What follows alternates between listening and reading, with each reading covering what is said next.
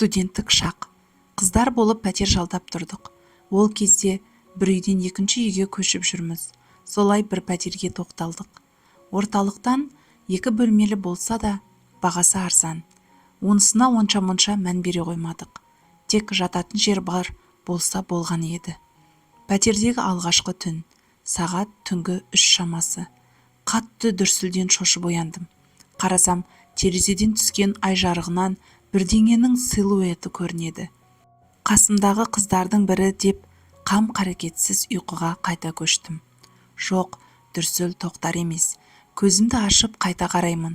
Манағы сұлба мелшиіп тұрып алған. Қозғалмайды.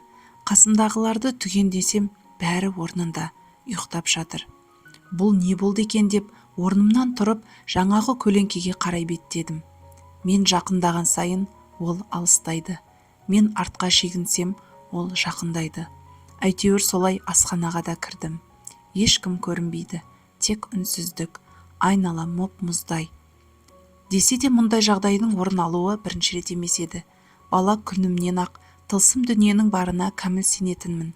Мұндай оқиға біршама рет қайталанған, әсіресе жаңа пәтерге ауысқан сайын орын алатын еді. Оң қапталымнан әлдененің демалған даусы естілді.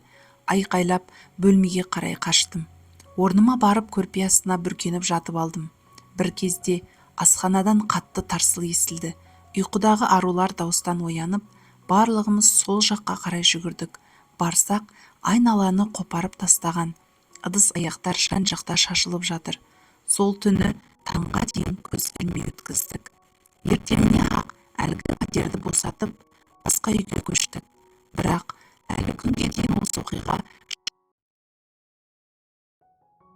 қыздарды сындырған кім екен деген сауалға жауап таппай әлекпіз.